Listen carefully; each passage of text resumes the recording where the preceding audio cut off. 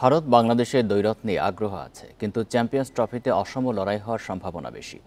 শক্তিমত্তা ফর্মে team India যোজন যোজন এগিয়ে, তবে দেশটির সাবেক ক্রিকেটার মুরালি কার্তিক টাইগারদের বিপজ্জনক মনে করছেন। দুবাইয়ে কন্ডিশন বুঝে কম্বিনেশন ঠিক করা দু দলের জন্যই চ্যালেঞ্জিং।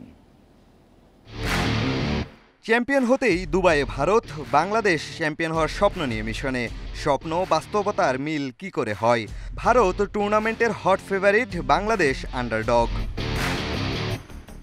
প্রায় প্রতিটি পজিশনে দু দলের পার্থক্য পরিষ্কার। ফর্মহীন বাংলাদেশ আরও দুর্বল টিম ইন্ডিয়ার কাছে।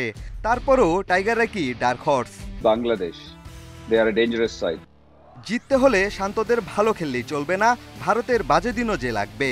দু দলের তুলনায় শুধু পেস ডিপার্টমেন্টই বাংলাদেশকে প্রতিদ্বন্দ্বিতায় রাখতে পারে। সেজন্য পাওয়ার প্লেতে টিম ইন্ডিয়ার ব্যাটিং ধস জরুরি। দুবাইয়ের কন্ডিশন আপাতত রহস্যে ঢাকা। এই ভেন্যুতে এখন পর্যন্ত হয়েছে 58 ওয়ানডে, রান তাড়া করে জয় 34 বার। সম্প্রতি আইএল টি20তে এই ভেন্যুতে 15 ম্যাচের 11টাই জিতেছে পরে ব্যাট করা দল।